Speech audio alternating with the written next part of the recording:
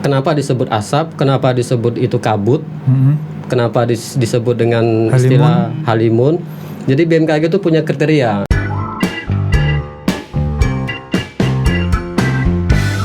Pak Saragi, Pak Supriyandi, terima kasih telah hadir di studio Humaniora. Horas. Pak Benhar Saragi ya. Iya. Pak Benhar Saragi sebagai Kepala BPBD, Badan Penanggulangan Bencana Daerah Kabupaten Sintang ya. Ya, benar. Pak Supriyandi sebagai Kepala BMKG,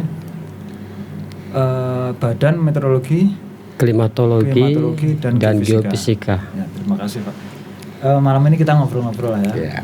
Tentang ya sekarang ini kalau diprediksi atau ya sudah kita dapati bersama lah, betapa Sungai Kapuas dan Melawi sudah sekian meter surut itu ya. Ya, udah mulai surut. Jadi aku sedih juga itu Pak, melihat belakang Makodim itu sudah nampak pasirnya. Padahal aku mau bikin apa itu? Bikin keramba di situ, akhirnya gagal. Ya. Oke lah. Saya ingin ini Pak ngobrol-ngobrol, jadi biar masyarakat luas itu akhirnya memahami lah ya. Jadi pada konteks potensi ancaman bencana asap atau gampangannya karhutla lah ya, kebakaran hutan dan lahan. Itu bagaimana sih sebaiknya masyarakat itu Pak? Masyarakat ini kan luas ya. Iya. Ada yang ya macam-macam profesinya, terutama yang sering-sering dikaitkan dengan karhutla itu ya peladang lah kalau di Kalimantan Barat ini kan. Yeah. Jadi mereka itu sebaiknya bagaimana, bahwa kita juga memahami atau sudah sama-sama tahu bahwa kemudian ada pergub dan perbub ya, yang mewadahi masyarakat boleh atau masyarakat peladang boleh membakar asal tidak lebih dari 2 hektar kan. Terus kemudian kita juga sama-sama tahu bahwa bencana asap pernah terjadi di Kalimantan Barat ini pada 97 dan 2015 ya. Nah, sebelum 97, di antara 97 dan 2015, kemudian setelah 2015 itu apakah kemudian masyarakat peladang itu tidak berladang? Ya. Nah, itu bagaimana kira-kira Pak? Terima kasih. Jadi saya mengucap selamat malam dulu ya. Horas di studio Humaniora ini. Jadi gini Pak, Kalimantan Barat itu punya kearifan tradisi masyarakat kita di Kalimantan Barat, khususnya penduduk asli gitu ya, dalam hal mencari nafkah itu bercocok tanamnya, membuka lahan atau dulu kita sebut sebagai peladang berpindah ya. Peladang berpindah dengan tradisi kearifan mereka. Masa berkembang terus, suasana berkembang, dan di dalam perkembangan itu ada terbit Undang-Undang Lingkungan Hidup. Di sana memang menyebutkan di pasal tertentu, saya masih ingat pasal 69 kalau nggak salah, membuka lahan ini secara kalau undang-undang nasional namanya, tidak boleh melakukan pembukaan lahan itu melalui dengan pembakaran. Ya. Tapi ada turunannya, pasal berikutnya lagi mengatakan dikecualikan bagi pembukaan lahan berdasarkan kearifan lokal, diberi izin seluas 2 hektar dengan tanaman harus varietas lokal. Nah, Undang-Undang Lingkungan Hidup itu hanya berbunyi seperti itu. Nah, sekarang sebenarnya kalau nggak salah Undang-Undang Lingkungan Hidup ini termasuk yang tergabung di dalam satu undang-undang Omnibus Law, dia sudah masuk di sana. Ya. Tapi kontennya tetap ditarik ke Omnibus Law itu, tidak dirubah. Undang-Undang Lingkungan Hidup ini. Nah, masyarakat kita Kalimantan Barat karena pola kearifan lokal tadi, mereka kan berladang berpindah itu dominan. Tidak jauh-jauh berpindahnya, cuma dibuka lahan A setelah pola tebang, tebas, bakar itu memang kearifan mereka. Setelah itu nanti datang hujan, ditanami, panen, mereka mungkin tahun depannya pindah dengan jarak tertentu yang tadi ditinggalkan.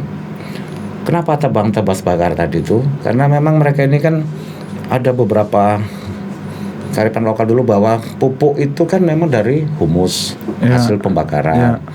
Yang kedua, hasil pembakaran tadi kan bisa mengurangi kadar asam tanah, terjadi kesuburan. Tapi yang ditanam itu rata-rata kan kebutuhan hidup sehari-hari, varietas lokal tadi, ya padi-padian, umbi-umbian. Kan gitu. Berarti untuk sekedar bertahan hidup saja? Ya, untuk kehidupan gitu. Makanya mereka banyak juga lumbung-lumbung padi waktu itu kan gitu. Ya. Nah, masa ini berjalan terus, masuklah investor-investor. Terjadi hak guna usaha pembukaan lahan-lahan investor perkebunan sawit. Pola pembukaan lahan dengan berpindah tadi masih tetap dilakukan oleh masyarakat kita. Dan itu memang menjadi kearifan mereka gitu kan. Nah, karena ternyata semakin berkurangnya vegetasi pohon-pohon besar kita karena ada pembukaan lahan untuk investasi, mulailah musim kemarau masuk, sehingga pembukaan lahan dengan pola bakar itu menimbulkan asap yang semakin besar volume asapnya. Dulu kalau seandainya pembukaan lahan yang pola seperti itu, tapi di sekitarnya banyak hutan, mereka hanya buka 2 hektar, itu tidak berdampak sekali gitu. Oh, tidak menimbulkan bencana asap ya? Iya, karena kita nggak boleh nyalakan masyarakat. Ya dulu kan mereka melakukan juga, tapi kenapa tidak ada asap? Iya, itu. Nah, karena memang masih banyak juga kadar-kadar pohon tumbuh-tumbuhan besar itu yang juga yang lindung gitu kan. Nah, berkurangnya luasan lahan yang biasanya dirambah dengan cara buka, tebang, tebas, tanam tadi berpindah-pindah lagi itu, berkurangnya itu karena ada tumbuhan yang monospesies, yaitu sawit itu kan. Ada tumbuhan mono gitu kan. Ya, jadi dan dulu juga kita tahu juga investor pasti ada juga yang membersihkan lahannya dengan pola bakar dulu. Nah, pola bakar kan mengurangi kos yang dikeluarkan oleh investor. Nah, di zaman pemerintahan Pak Susilo Bambang Yudhoyono, Pak JK waktu itu sempatlah kita mengalami sebagai pengekspor asap terbesar ke negara Singapura dan Malaysia. Terjadi sedikit gangguan hubungan kita. Nah, akhirnya kita juga mulai menata cara buka lahan yang baik. Nah, saat ini masyarakat kita tetap harus kita beri ruang untuk membuka lahan dengan pola itu. Karena di Undang-Undang Lingkungan Hidup kan masih diperbolehkan. Hanya kita harus atur tata kelola pembukaannya. Manajemen membuka lahannya bagaimana. Maka gubernur mengeluarkan peraturan gubernur membuka lahan dengan kearifan lokal. Pergub nomor 103 kalau tahun 2020. Kabupaten Sintang mengeluarkan juga. Dulu sudah dibuat tahun 2016 tapi belum sempat tersosialisasikan. Ada kasus di 2019 atau 2019. Nah, setelah itu Bupati merevisi, membuat secara lagi peraturan Bupati tentang pembukaan lahan, tata kelola lahan itu untuk peladang ya, ini pembukaan lahannya ini merujuk dari undang-undang tadi itu juga sebenarnya karena diizinkan 2 hektar. Tapi bagaimana mekanisme manajemen pembukaannya dibuat di peraturan Bupati nomor 18. Masih ada item yang kurang, akhirnya di aturan tambahan dibuat lagi di peraturan Bupati 31 ya. Nah, di sana diberikan ruang bagi peladang kita sesuai dengan kearifan lokalnya membuka ladang dengan pola bakar, tapi ada aturan mainnya. Masyarakat kita itu yang mau membuka itu membuat surat permohonan kepada kepala desa. Ada formatnya lah. Berbagai format itu digunakan untuk bisa kepala desa mengatur sistem pembakaran yang terkendali. Jadi kalau di desa itu ada 20 yang ngajukan, mungkin dia hari ini 2 orang sebelah sana dulu, 2 orang sebelah sana dulu. Tujuannya mengurangi volume asap kan gitu. Nah, itu akan terjadi pada saat musim kemarau. Nah, kalau kita kemarin itu musim hujan deras, sekarang ini kan sudah masuk ke kemarau. Saat ini mereka mulailah sudah tebang-tebas ini. Jadi sudah tebang-tebas, bakarnya ini kan mulai mengering ini sekarang ini. Nah, ini kalau kita lihat dari pantauan satelit melalui data BMKG, Sintang ada fluktuatif, muncul 2 hotspotnya, muncul 6, hilang ini. Karena tahun yang lalu itu begitu Perbup itu keluar, kita langsung sosialisasi ke 14 kecamatan. gini loh mekanisme kerjanya gitu, supaya masyarakat kita juga bisa membuka lahan. Harapan kita sih pembukaan lahan tanpa bakar. Ya. Tapi kan ini berjalan terus, tapi yang satu lagi tetap kita berikan ruang, jangan sampai kita membunuh kehidupan masyarakat kita gitu. Sepakat. Nah, jadi mereka tetap bisa membuka dengan tetap dari instansi terkait mengajari juga pembukaan lahan dengan tanpa bakar. Kalau pola bakar ini, tapi lambat laun akan kita arahkan ke tanpa bakar. Tapi tidak bisa kita larang langsung gitu kan. Ya. Edukasi jalan terus. Nah, di Sintang ini seperti ini hari ini kan tanggal 28 Februari. Kita dapat informasi 6 hotspot. Kalau dari nilainya 8 berarti itu ada kebenaran ada terjadinya pembakaran gitu ya. Nah, cuma tadi sore sudah dapat informasi sudah 0. Nah, mereka ini berarti sudah mulai mengerti, dibuka, dibakar, sorenya mau pulang dipadamkan. Jadi mulai paham Sintang nih. Kalau saat ini Sintang pun ada asap, saya yakin ini kiriman dari kabupaten tetangga.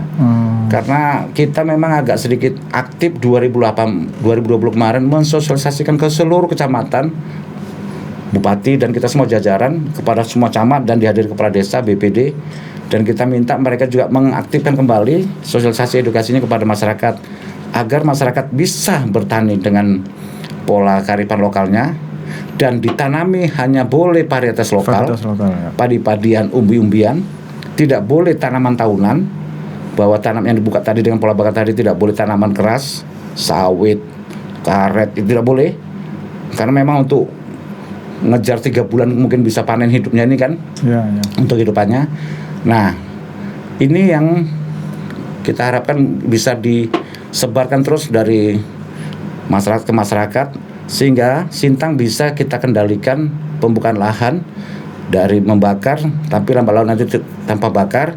Seandainya mampu membakar, mereka ngerti aturan mainnya. Jangan tinggalkan apimu pada saat mau pulang ke rumah sudah malam, padamkan dulu. Kenapa? Karena sudah disusun. Pada saat mau buka itu dia harus kasih jarak 1 meter atau 2 meter dari lahan tetangga yang tidak dibakar, sehingga api tidak melebar. Nah, kalau 1 hektar, 2 hektar itu paling-paling kalau dibakar jam 2 siang mungkin jam 5 sore sudah mulai padam. Kalau nggak padam pun dipadamkan oleh masyarakat karena mereka mau pulang, takut menyebar ke lahan tetangga. Nah, ini yang di Perbup itu diatur. Memang pada saat ini kita laksanakan, apabila kita edukasi dengan baik, asap itu akan terkurangi juga, tidak akan terlalu tidak masif.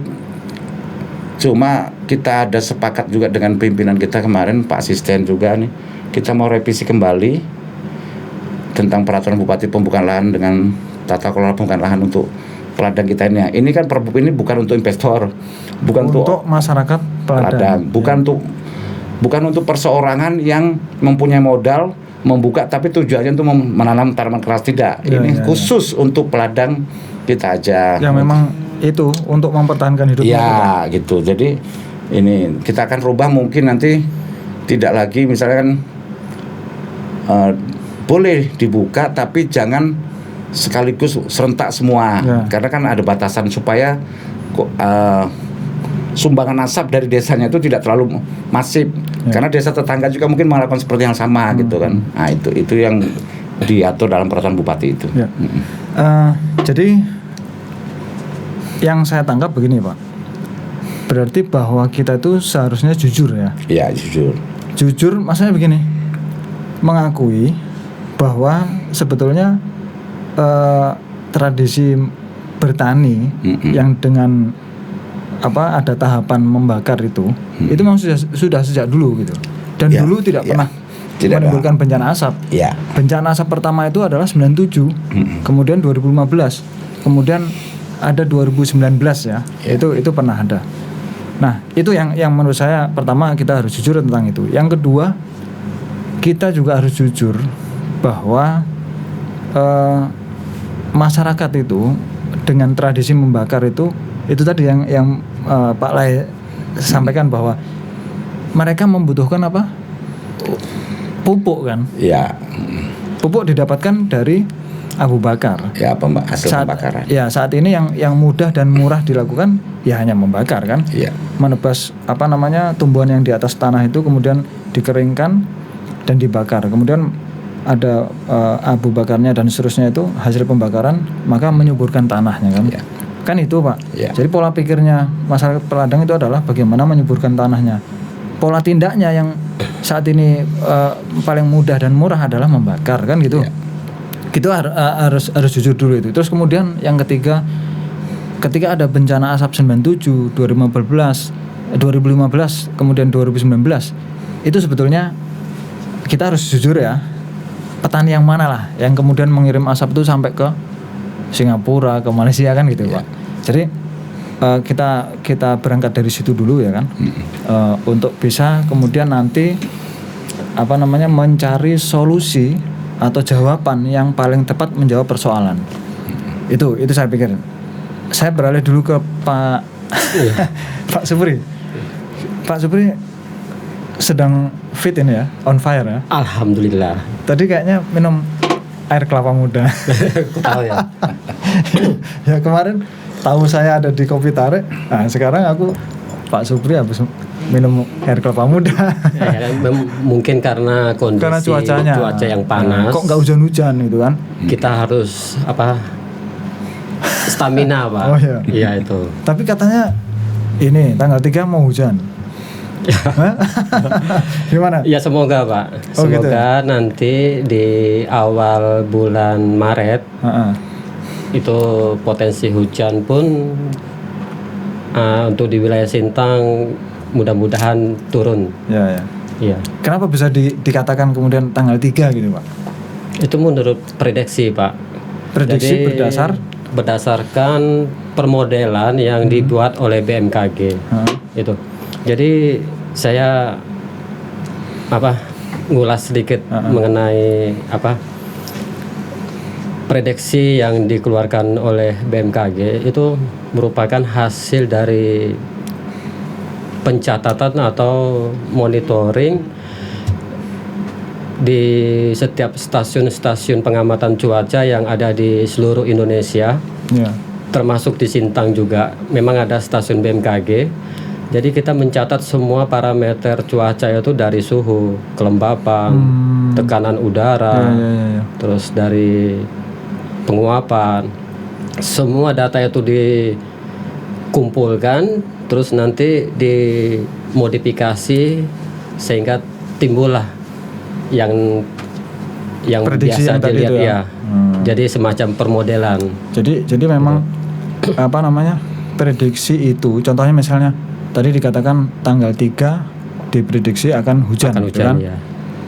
Nah itu sudah merupakan hasil dari model yang aspek-aspeknya, misalnya aspek jumlah stasiun, betul, seluruh Indonesia, kemudian aspek yang tadi kelembapan, parameter cuaca, dan seterusnya itu ya. Betul. Maka akhirnya bisa dikatakan ya nanti tanggal 3 akan hujan gitu kan. Betul. Mudah-mudahan Pak ya.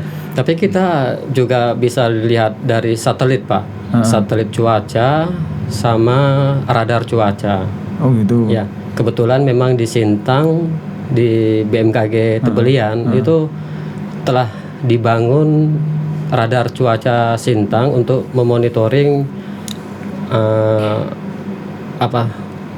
potensi hujan yang terjadi di daerah jangkauan radar. Kalau dipaksa hujan aja gimana Pak? Bisa nggak kira-kira? Itu itu biasanya kalau dipaksa hujan itu modifikasi. Iya, dimodifikasi. Gimana kira-kira? Itu biasa BPPD juga pernah melakukan modifikasi. Bisa itu Pak, BPPD bisa? Kan begini, bukan BPPD, ada tim khusus itu. Jadi dari pusat itu namanya TMC. Tim modifikasi cuaca. Jakarta ini saat ini dimodifikasi. Untuk mengurangi volume hujan terjadi di DKI, maka Kementerian Lingkungan Hidup dan tim gabungan Satgasnya itu mengadakan modifikasi. Jadi ada penebaran ini bulan-bulan ini. Modifikasi untuk mengurangi hujan. Iya. Hujan di sana bisa digeser kan gitu. Oh gitu. Iya. Berarti awannya ditarik apa gimana? Nah, itulah tim modifikasi itu. Jadi gini, kalau untuk modifikasi biasanya itu akan ada perubahan daripada parameter cuaca di lapisan atas, biasanya begitu. Jadi awan yang dibuat itu seakan-akan itu akan semua itu akan tertarik, biasanya begitu. Dibentuk dengan ada dengan memodifikasi garam, rekayasa ya direkayasa sehingga terbentuknya awan. Nah, kalau terjadinya awan itu biasanya kan di daerah sekitar awan itu kan kondisi udaranya kan pasti akan lembab, akan bergerak. Oh gitu. Nah, gitu. Oh jadi diharapkan yang di sana terus geser ke sini gitu. Betul, ya? itu. Oh gitu ya. Pinter juga ya manusia. Itu salah satu cara untuk mensimulasikan supaya mengurangi daripada ya tadi untuk membantu kalau misalnya kekeringan terlalu panjang. Terus kalau misalnya kalau di suatu daerah itu awannya banyak, kita buat awan lagi di suatu tempat, dia akan bergeser. Terus kalau di sini kira-kira bisa nggak? Atau sudah? Memang kalau untuk modifikasi itu biasanya tuh agak sedikit mahal biayanya. Oh gitu. Iya. Cuman karena kalau kondisinya itu masih kondisi parameter cuaca di atas itu dari pantauan BMKG, kita itu kan selalu memantau kondisi udara di sekitar wilayah-wilayah tertentu. Ya. Itu nanti kita informasikan untuk apakah layak atau tidaknya modifikasi cuaca itu dilakukan. Itu kira-kira terus kemudian nanti merusak sistem iklim kita nggak itu Pak? Itu kan hanya sekedar skala mikro. Oh lokal aja Pak. Ya. Berarti nggak sampai mempengaruhi semuanya lah. Kalau misalnya untuk kondisi iklim ataupun cuaca itu memang interaksinya itu banyak ya. Jadi biar kan biasanya selalu masyarakat itu bahasa kampungnya gitu ya. Wah cuaca ini berubah. Memang kita memang cuaca itu selalu berubah Pak. Nggak ada yang nggak ada cuaca yang tetap ya. Nggak ada nama cuaca itu tetap terus. Jadi yang sering saya dengar gini. Kalau dulu itu biasanya kalau sudah mulai bulan hujan itu siapkan ember gitu katanya. Tapi itu ada benarnya juga karena memang kondisi kita ini kan di wilayah Indonesia khususnya Sintang yang di ekuator itu memang berada di kondisi hanya mengalami 2 musim penghujan dan musim kemarau. Hanya aja ada di antara musim hujan dan musim kemarau itu ada musim transisi. Pancaroba betul. Nah sekarang ini kan kita bulan Maret mau mengalami masa pancaroba itu. Jadi dari hujan ke kemarau ya. Betul. Nah kemarin kan tadi ini kita buka kartu aja nih ya Pak. Dari Pak Saragi tadi ada WA juga ke saya nanya kok ada asap. Memang tadi pagi kita pantau di stasiun BMKG di Tebelian. Kita memang jadi gini, walaupun hotspot di Sintang tidak ada, kan memang tadi Pak Saraginya bilang kok Sintang tidak ada hotspot kok ada asap. Oh gitu. Ya, jadi kita di BMKG itu memberikan kriteria apa itu asap, cuacanya, apa itu cuacanya kabut, apa itu di pagi hari ya, apa itu halimun. Kita punya kriteria. Jadi si pengamat yang orang-orang nggak tahu ya, aku pun nggak tahu nih Pak. Ya karena memang jadi kalau kita mandang secara visual, jadi kan visual itu bisa memandang partikel-partikel yang ada di udara. Kalau kita di luar ya di luar lapangan, kalau di dalam ruangan ini kan udaranya kan statis ya Pak ya. Nah, jadi saya jelaskan kriteria dari BMKG itu apa itu asap, kenapa disebut asap, kenapa disebut itu kabut, kenapa disebut dengan istilah halimun. Jadi BMKG itu punya kriteria, itu pun sudah ditetapkan dari WMO. WMO itu apa? Organisasi dunia juga, World Meteorological Organization. Jadi kita mengacu kepada SOP standar ya. Jadi kalau seandainya pada pagi hari dengan jarak pandang kurang dari 1 kilo misalnya kayak tadi kasusnya ya, kurang dari 1 kilo dari hasil pengamatan si on duty atau si pencatat cuaca itu, jadi dia harus lihat lagi memang semua kalau udah 1 kilo itu bisa kabut, bisa asap, bisa yang mengurangi jarak pandang. Jadi kita lihat lagi dari RH. RH itu kelembapan udara. Oh ya. Nah, kalau di pagi hari sekitar jam 7 pengamatan itu terlihat RH-nya itu di bawah 98%, itu kategori di bawah smoke atau asap. Di bawah berapa tadi? 98%. Di bawah 98% berarti itu 97. Berarti itu apa? Smoke, Pak, asap. Asap ya? Ya. Di bawah di bawah 98 berarti asap. Kalau di atasnya? Kalau di atas 98 pas, 98% atau 99 itu kabut. Oh gitu. Iya, jadi itu yang membedakannya. Nah, terus Gitu. berarti kalau beda nih ya, asap dengan kabut itu ditentukan dari angka tadi ya? Ya, dari kelembapannya. Nah, kalau sumbernya? Nah, sumbernya itu, yang sumbernya. Asap itu sumbernya mana? Kabut sumber sumbernya asap mana? ini banyak ini, Pak. Jadi bisa aja asap itu ada di sekitar lokasi si pengamat itu, atau di luar si pengamat. Ya, jadi karena tadi kita lihat daripada titik hotspot memang tidak terlalu banyak ya di Sintang. Kok kemudian seperti ada? Gitu. Berarti ya. dari mana? Ya itu biasanya. Jadi asap itu kan dia bergerak, bermutasi. Mutasi atau migrasi? Migrasi itu. Migrasi dari tempat lain ke tempat asap itu kita. bermigrasi. Bisa, karena kan asap ini bisanya hilang karena hanya dari air hujan. Gitu. Jadi kalau tidak ada air hujan ya asap itu masih mengambang di udara. Nah, digerakkan dengan angin. Butuh di gitu. rekayasa ini, Pak. TMC tadi tuh. Jadi gitu. Jadi memang dari tadi dicatat dari jam 7 pagi sampai jam 5 sore pun kita melaporkan itu memang ada asap. Walaupun jarak pandangnya 25 kilo. Ya, walaupun fire hotspot di Sintang 0. Sedikit ya. Untuk hari ini memang 0, memang 0 ya. Tapi kok ada asap gitu atau Nah, kabut? itu dari mana kan gitu? Ya, karena kita kan tugas kita ini dibatasi batas administrasi. Ya. Sementara asap kan nggak dibatasi administrasi Nah, itu. kabupaten. Nah, kita tahu di Kalimantan Barat atau di provinsi lain ada beberapa hotspot muncul, malah agak masif di Kalimantan Barat yang mungkin jaraknya mungkin 200 kilometer. Nah, itu kan bisa aja asap dari sana terbang ke sini karena ringan ya, asapnya ringan gitu. Jadi itu bisa kita pahami karena kalau kita kan tugas kita mengawal seluas batas administrasi kabupaten kita sendiri, Kabupaten Sintang. Nah, kemungkinan sudah ada kita yang bakar-bakar kecil-kecilan yang mungkin tidak secara gamblang terpantau oleh aplikasi BMKG. Nah, tetangga kita kan terkejut juga. Tetangga kita ini kan sekado gitu. Saya berhubungan. Ya mungkin kiriman di tempat kita ini gitu kan. Ada asap datang. Ya memang benar sih. Kalau di sana ada 100 hotspot yang terjadi gitu kan.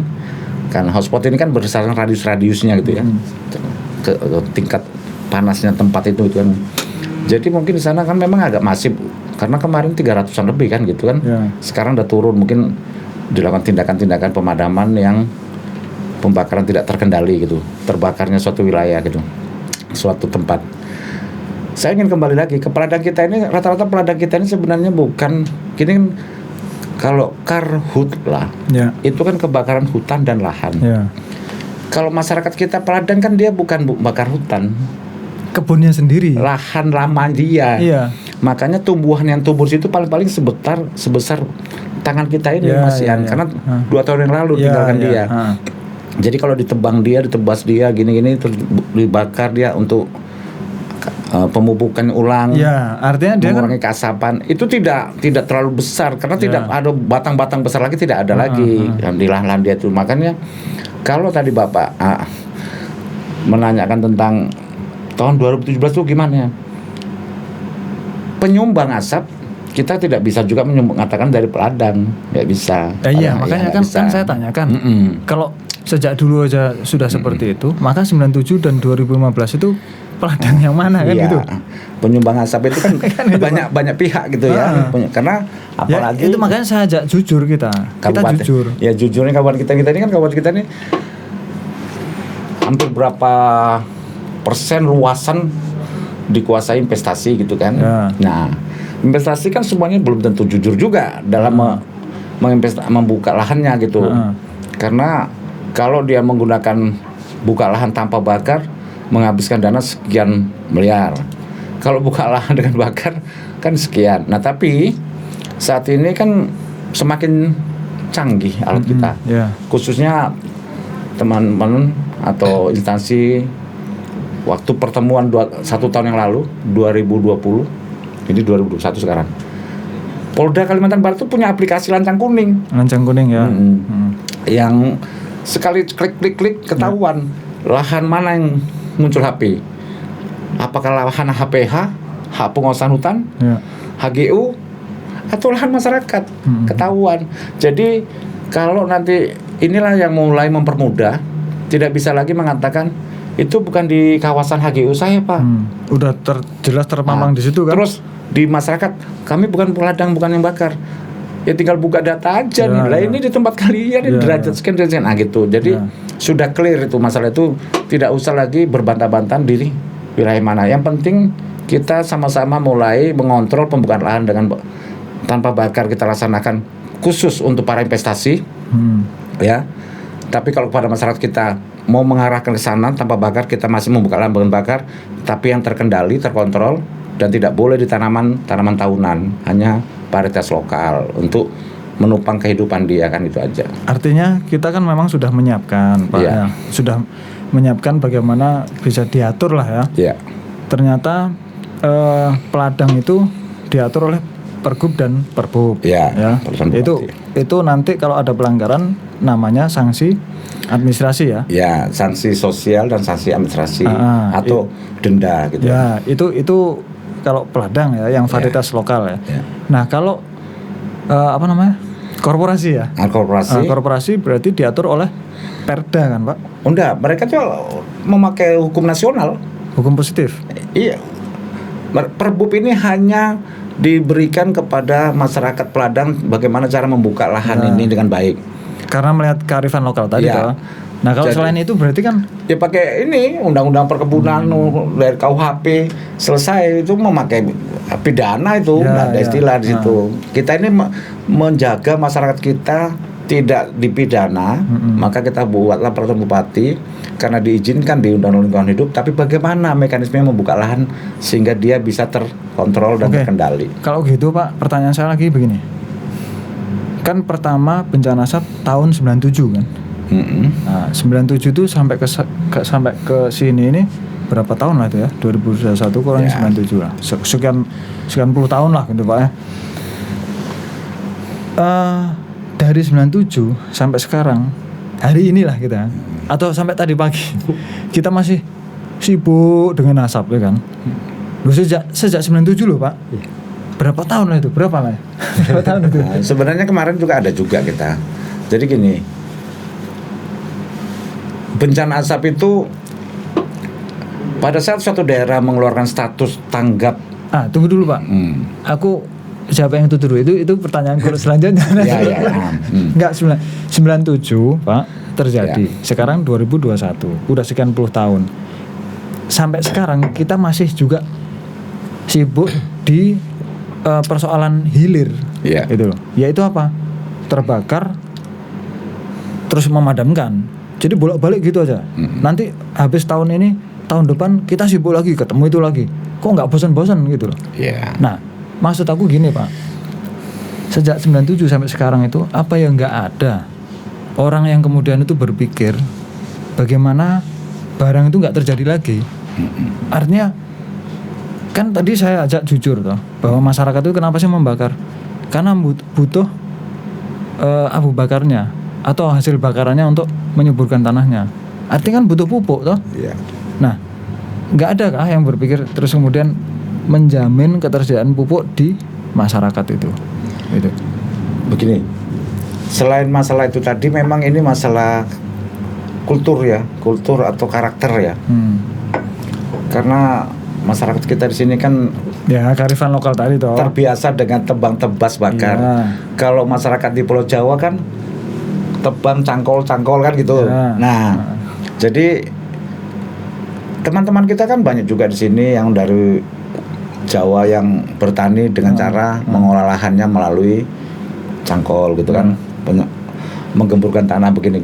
Jadi ini kan kita harus pelan-pelan mengadaptasikan ini kepada saudara-saudara kita di sini juga gitu.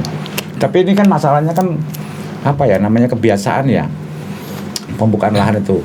Kalau kita nggak biasa memakai pola A, memang agak rumit. Pola A itu akan diadopsikan, bisa sih bisa gitu kan, bisa sih bisa.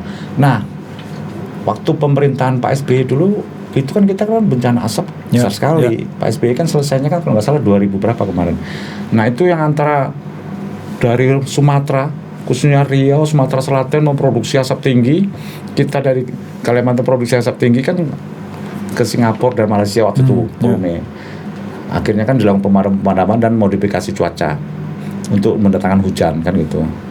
Sampai pergantian pemerintahan Pak Jokowi sampai dibentuk Badan Restorasi Gambut, sampai di juga bagaimana kalau memang masalahnya terjadi di masyarakat bukan dari korporasi, sampai waktu itu ada juga pola buka lahan pertanian besar-besaran gitu kan, yang di gardanya Kementerian Pertanian dan TNI waktu itu gitu kan. Nah dibuka juga sistem gitu. Nah, makanya sebenarnya produksi asap ini jangan ditarik kepada peladang gitu, tidak. Nah kita, kalau saya sih tidak melihat ke masyarakatnya produksi asapnya ini, karena memang asap itu muncul kalau lahan yang kalau gambut itu terbakar per 1 hektar, asapnya akan terus memproduksi dia. Nah, bagaimana mengendalikannya itu satu. Kalaulah sistemnya hanya faktor karena pupuk atau mengurangi keasaman tanahnya tadi sehingga tunahan subur, kita para penyuluh kita di Kabupaten Sintang ini ratusan sudah mengajari juga bagaimana kita menciptakan pupuk-pupuk sistem alami. Nah, tapi memang ini bisa jadi bukan dari peladang produksi asap pada saat itu. Di zaman tahun 2016 atau 2017 pernah kita sangat besar kali asap, kita memproduksi asap gitu kan, sampai sekolah kita liburkan. Ya 2015. Nah, 2015. Nah, sampai jarak pandang nggak bisa sekolah karena kadar udara sudah memburuk gini-gini. Nah itu, nah sampai beberapa korporasi juga akhirnya ditemukan gitu kan. Pada saat itu mungkin masifnya pembukaan investasi gitu kan. Jadi itu. Nah, kalau saat ini kita buat peraturan bupati pun kita sosialisasikan itu hanya kita ingin masyarakat kita, peladang kita ini lebih bisa terkendali dia membukanya gitu. Itu aja. Kita mengarahkan dia supaya dia tidak melanggar aturan yang sudah bagus secara nasional. Kita atur dia. Jadi bukan berarti kita buat peraturan bupati karena selama ini sumber memproduksi asap itu dari peladang, bukan. Kita ingin mereka itu lebih terarah aja. Ada 2 peraturan bupati ini, buka ladang dengan bakar, tata kelola manajemennya kayak apa, buka lahan tanpa bakar. Nah, tanpa bakar ini gimana cara kerjanya? Walaupun mungkin makan tahun, karena kan ini ada pelapukan, ada begini. Nah ini kan dikelola. Itu makanya instansi terkait, dinas pertanian juga memanage lingkungan hidup, memanage begini kan gitu, untuk supaya, tapi mungkin kalau buka lahan tanpa bakar mungkin memakan waktu 2 tahun. Buka, dikasih mungkin bahan-bahan organik sehingga lapuk semua tanaman ini tadi akan ditanam di tahun kedua misalnya gitu. Nah kalau buka lahan dengan pembakaran terkendali ini kan nggak lama. Buka, tebang, tebas, bakar, bulan depan udah bisa tanam kan itu. Ini jadi yang ini. Tapi pada intinya Perbup ini dikeluarkan, intinya kita ingin mengajak masyarakat karena gini loh cara membukanya. Ada laporan-laporan resmi yang perlu ditujukan kepada pengambil kebijakan supaya Bapak Ibu sekalian lancar membuka lahannya. Bukan karena mereka memproduksi kita tuduh sebagai orang yang memproduksi asap, tidak itu. Nah ini jadi gini Pak, saya tadi kan melihat ada disebutkan bahwa kebiasaan adat budaya gitu ya. Saya pikir enggak juga Pak, karena begini, oke lah sekarang memang kebiasaan seperti itu ya, memang sudah turun-temurun seperti itu kan. Hanya kan sekarang ini kemudian kenapa mereka kita coba untuk tidak seperti itulah, katakanlah cenderungnya begitu ya. Karena sekarang ini kan isunya seperti ini, bahwa asap itu sampai ke negeri tetangga gitu loh. Dan itu memang nyata-nyata pernah terjadi. Nah akhirnya makalah diatur ya kan. Nah maksud saya gini, kalau hanya berdalih tentang kebiasaan adat ya, itu saya pikir saya pernah ini Pak, waktu saya kunjungan ke Koramil saya di Sayan ya, Kabupaten Melawi itu ada babinsa saya yang kemudian melaporkan minta bantuan. Ada salah satu desa itu namanya Nangaraku, itu pengen dicetakkan sawah. Kenapa? Karena melihat tetangga desanya Nangakompi itu sawahnya bagus, subur, terus kemudian ya sudahlah, sawahnya cukup lebar, saya lupa berapa hektar waktu itu kan. Nah mereka juga pengen gitu. Artinya orang itu ketika ada melihat kok ada yang lebih efisien, lebih menguntungkan, dia juga pengen Pak. Karena saya pernah baca buku begini Pak, segala sesuatu di alam semesta ini dengan gembira dan senang hati, gembira dan riang hati lah, apalah itu, mengikuti asas tindakan terkecil Pak. Misalnya Pak Supri tadi kan, begitu saya Sherlock di mana Humaniora Studio itu kan, saya Sherlock. Oke Pak, sudah ada trayeknya. Tracknya sudah tampil gitu kan. Nah itu buktinya bahwa pasti dipilihkan yang terpendek kan, rutenya yang terpendek kan. Nah itu buktinya segala sesuatu di alam semesta ini dengan riang dan gembira sudah direncanakan. Mengikuti asas tindakan terkecil. Artinya memilih yang efisien. Nah itu buktinya juga desa Nangaraku itu pengen seperti Nangakompi yang ternyata sawahnya udah bagus dan seterusnya lah, nggak terlalu susah seperti yang dilakukan. Nah artinya ini hanya sekedar membutuhkan, menurut saya nih ya, kita mau nggak ngajak orang-orang itu gitu, memperkenalkan. Saya Pak sudah ada di website kodimsintang.com, itu saya beri judul win-win solution. Memang sih saya juga dapatnya dari Dinas Pertanian, dari PPL-nya Dinas Pertanian. Tapi mungkin segitu yang melakukan adalah Kodim atau tentara lah gitu ya. Itu mungkin lebih pengaruhnya lebih luas lah ya gitu, lebih bagaimana gitu ya.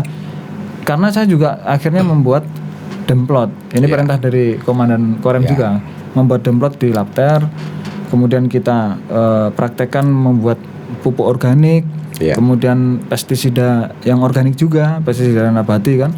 Nah itu nanti kalau sudah panen, kita akan publikasikan, kita akan sosialisasikan, kemudian kita tawarkan, misalnya satu orang dulu lah ya, kita tawarkan Pak, pakai teknik kami, mau nggak, bersedia atau tidak gitu. Ketika mungkin nanti bersedia, kita dampingi gitu. Mulai panen, mulai tanam, membuat pupuk, kemudian panen. Setelah panen baru kita komparasi Pak. Tekniknya dia hasilnya bagaimana, teknik kita hasilnya bagaimana. Nah dari situ ya kita yakini lebih baik hasilnya yang inilah ya, karena kerugian misalnya dengan membakar itu kita tiadakan kan. Nah itu setidaknya saya sudah mencoba itu gitu. Nah ini tinggal panen, kemudian nanti kita coba tawarkan kepada peladang. Nah itu jadi setidaknya adalah pihak-pihak yang memang sudah berupaya Pak ya. Terus kemudian saya ingin tanya lagi nih Pak, ya itu tadi artinya ternyata kalau bahasa saya nih, perseteruan antara pemerintah aparat dan peladang ini belum selesai kan. Karena apa ya, sampai saat ini sudah ada Pergub pun, kita masih disodori fotonya Pak Supri ini foto fire hotspot gitu loh. Jadi padahal ini Pak Dandi. Jadi kalau seandainya sesuatu itu dimulai dengan perencanaan, jadi kalau perencanaan itu kan harus melihat dari aspek klimatologis dan aspek cuaca. Jadi kalau sesuatu itu sudah bisa diminimalisir ya, Karena fungsi dari BMKG itu membantu untuk kesuksesan program-program yang dilaksanakan oleh Pemda gitu ya. Nah, sebenarnya kita tuh sudah dari BMKG itu sudah memberikan, misalnya sekarang ini akan masuk musim pancaroba. Nah, sebenarnya masyarakat yang ada di daerah misalnya Sintang itu sebenarnya sudah paham juga dia mengenai kondisi cuaca, walaupun secara otodidak ya. Karena dia sudah bertahun-tahun mengalami kondisi-kondisi cuaca atau iklim di daerah itu. Nah, dengan kondisi-kondisi itu BMKG itu membantu. Misalnya dengan ketangkapnya hotspot. Oh, ini sudah banyak ini, gitu kan. Jadi informasi-informasi itu harus memang kita sampaikan sampai ke lini akar rumputnya itu. Nah, ke akar rumputnya itu yang memang selama ini harus BMKG juga kami memang kepinginnya itu sampai ke akar rumputnya itu. Biar masyarakat itu bisa melihat informasi itu cepat. Nah, jadi kayak misalnya BMKG nih, kita juga ada aplikasi tentang kemudahan kebakaran. Kebakaran itu jadi potensi kebakaran itu di suatu lahan itu mudah terbakar kalau dilihat dari aspek cuaca. Jadi itu dari situ juga sebenarnya para pengusaha, para masyarakat. Jadi masyarakat ini saya anggap masyarakat umum ya, Pak ya, enggak pilih gitu ya. Jadi mereka itu sudah bisa membuka aplikasi dari BMKG juga. Aksesnya dari mana? Dari kan aplikasi ini online ya. Bisa dari media sosial, info BMKG, aplikasi itu ada semua. Kita selalu upload dan itu selalu dibuka dengan followers yang begitu banyak. Kata kuncinya apa? Kata kuncinya buka BMKG di Google sudah. BMKG saja. Ya itu. Jadi online. Jadi informasi BMKG itu sebenarnya untuk memberikan semacam ruang dari perencanaan ke depan. Misalnya nanti kita akan mengalami La Nina ataupun nanti ini sekarang ini mungkin El Nino. Nah, di tahun 2015 kasusnya tahun 97 ataupun tadi yang kemarau begitu kering. Nah, itu karena faktor dari global yang mempengaruhi kondisi iklim.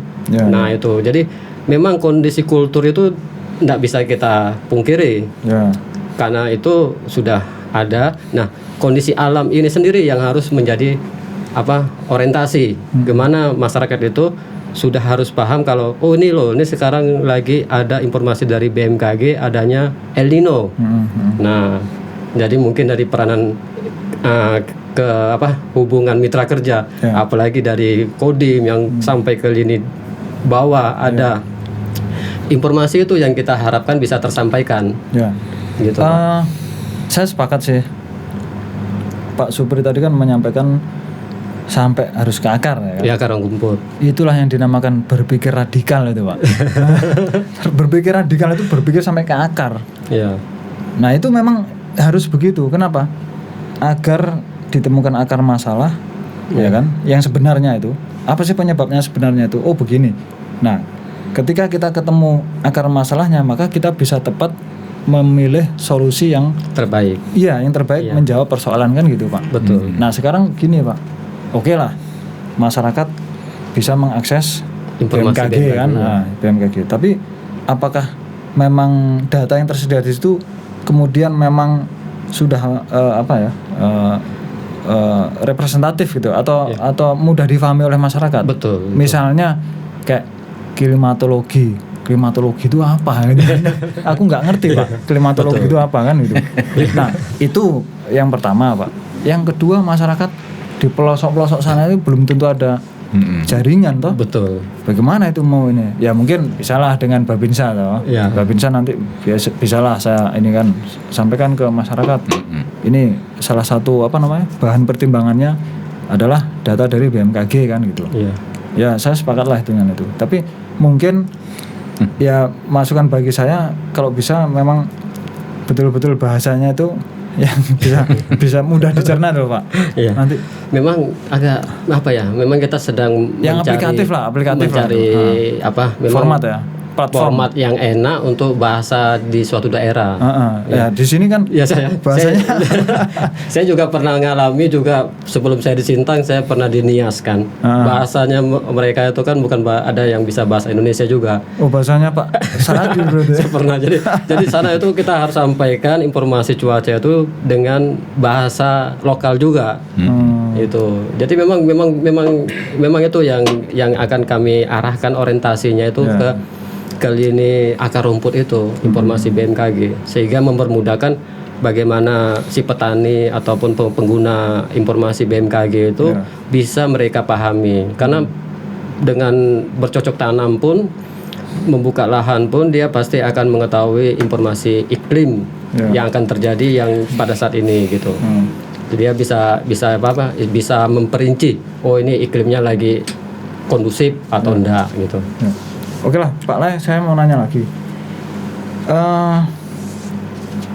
Ada kemudian masyarakat itu sama sekali memang masyarakat Peladang nih ya, khususnya masyarakat Peladang yang tadi diizinkan membakar asal tidak lebih dari 2 hektar membuka lahan. Ya. Tapi kemudian pada momen tertentu, status keadaan tertentu, berapa luas pun nggak boleh. Bahkan mungkin kalau aku datang ke ladang, aku merokok pun, bakar rokok pun, mungkin aku disiram air pakai helikopter, Pak. Karena sama sekali nggak boleh toh pada status keadaan tertentu itu tadi. Nah, yang saya ingin tanyakan, status keadaan yang bagaimana, kemudian syaratnya berlaku barang itu bagaimana, Pak?